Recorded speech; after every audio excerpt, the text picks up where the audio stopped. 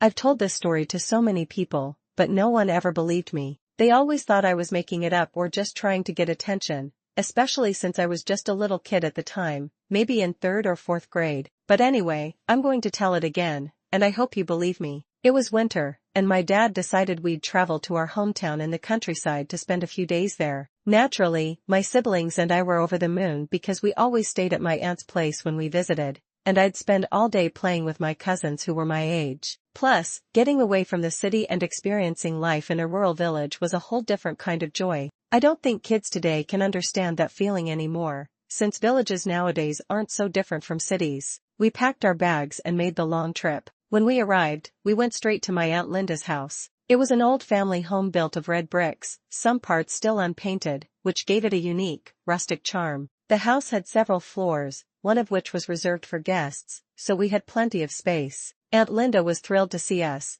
but we didn't stay up long since we were exhausted from the trip. The next day, we spent the whole day playing and hanging out with my cousins. My dad gave me some money to buy candy from the shop near the house, and that's when I met Ryan. He was about 2 years older than me and told me he was friends with my cousin Ethan. When he found out I was Ethan's cousin, he was surprised he hadn't seen me before. I explained we were from the city, and we ended up chatting for a long time before I went back home. After that, every time I went out to buy something, I'd run into Ryan, and we'd talk and play together. My other aunt, Aunt Karen, who lived in a house not too far from us, insisted we come over for lunch. So we all went, including Ethan, who came so we could all play together. I ran into Ryan again and asked my mom if he could come with us. Ryan who? She asked. The boy who lives nearby, I said, but she said no. I was so upset. We went anyway. After lunch, my parents said it was time to go, but I begged to stay a little longer. Eventually, they agreed when Aunt Karen promised her husband would walk Ethan and me back later. It got dark, and her husband had to run an errand, so she said we could just sleep over. But I started freaking out. I had this irrational fear, like most kids do,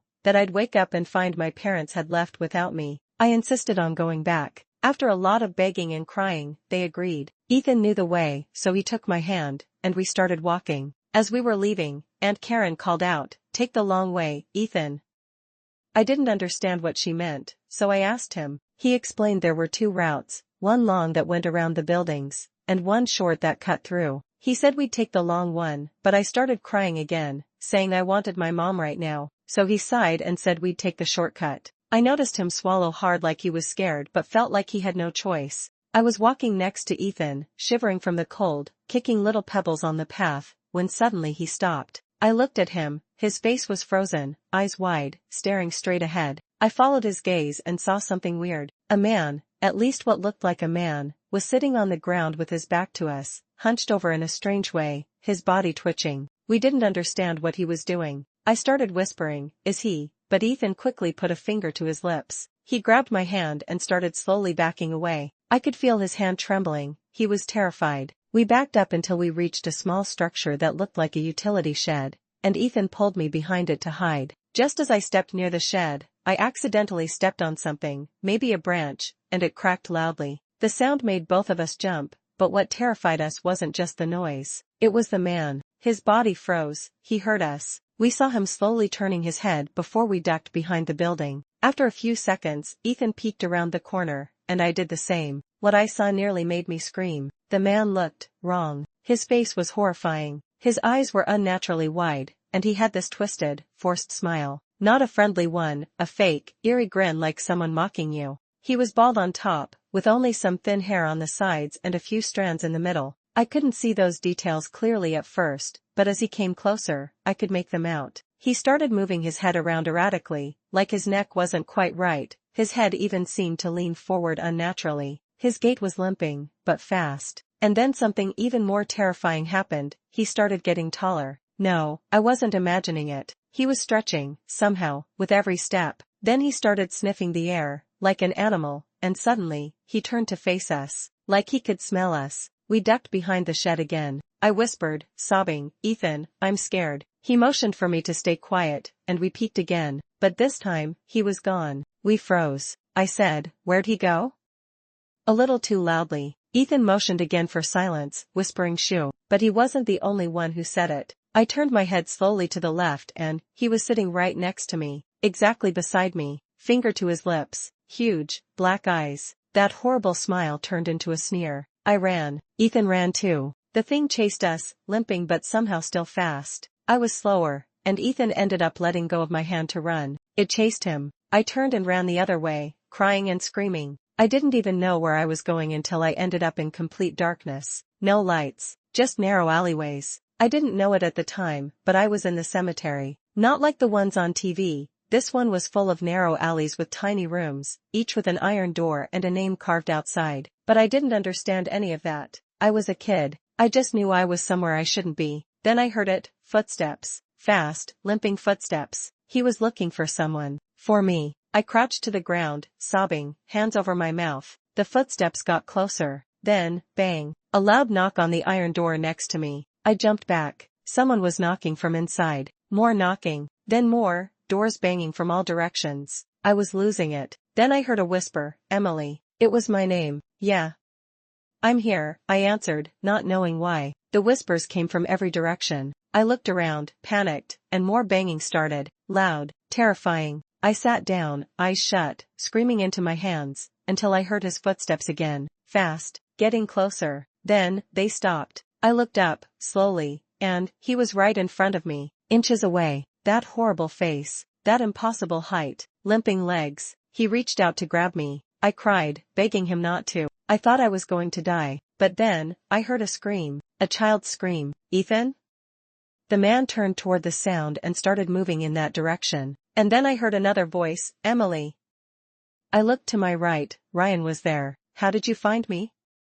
I was still crying, overwhelmed. He comforted me, took my hand, and we ran. We made it out of the cemetery and back to the road, running toward Aunt Linda's house. But suddenly, he appeared again, blocking the way. We turned to run the other way. He chased us. Ryan stopped, turned, faced him. Run, Emily. Run, he yelled. I ran. I didn't know what happened to Ryan. I only heard a horrible scream that shattered my heart. Somehow, I reached my aunt's house. But here's the strange part. I had run in the opposite direction, yet I still ended up at her house. How?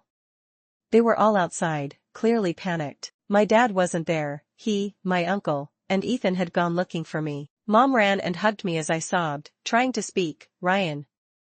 Ryan, Aunt Linda said. You mean Ethan, sweetie. Don't worry, he went with your dad to look for you. No, not Ethan. My dad and the others came back, and I told them everything. But when I mentioned Ryan, they all went silent. Ryan who? They asked. I described him, and my aunt and uncle's faces went pale. My dad suggested we go out and search for him, but my uncle stopped him and said, let's go inside. Let the kids rest. Ethan and I will go. I was shaking all over. I couldn't believe what had happened. I was terrified, and also worried sick about Ryan. Was he okay?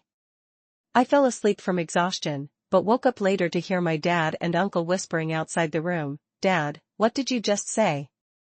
Uncle, exactly what you heard. That road, it takes kids. If a child walks down that path, they don't come back. And if they do, it's just to end up on a headstone. Dad, you can't be serious. That's insane. And what about that boy, Ryan? Uncle, silence Dad, say something, man.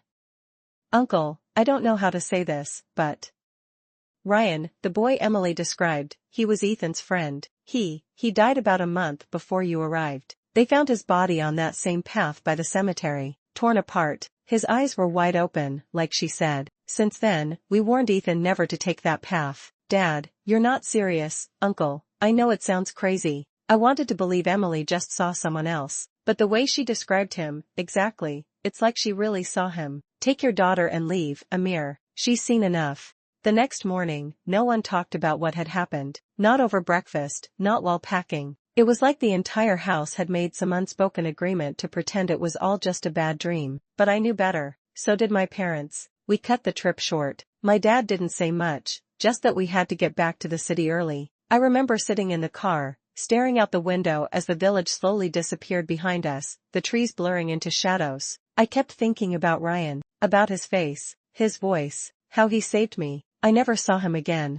We never visited that village after that. Not for weddings, not for funerals, not even when Aunt Linda passed away years later. My parents made sure we stayed away. Anytime someone in the family brought up the village, my mom would quickly change the subject, and my dad would just get quiet. For a while, I thought maybe it was all in my head. that maybe I really had imagined it, but then I found something. Years later, while helping my mom clean out the attic, I stumbled on an old photo album. Inside was a picture of Ethan, a group of kids standing around him. I pointed to one of them and asked, "Who's that?" My mom looked at it for a long time before quietly answering, "That's Ryan. The same Ryan. The one no one ever believed was real. The one who died on that path. The one who came back, to save me." I don't know what that thing in the cemetery was, or why it targeted us, but I do know this: I've never set foot in that village again, and I never will. Some places are meant to stay forgotten, some doors should never be opened, and some paths, once you walk them, they don't let you leave the same. Like, subscribe and don't forget to hit the bell icon to never miss a scare.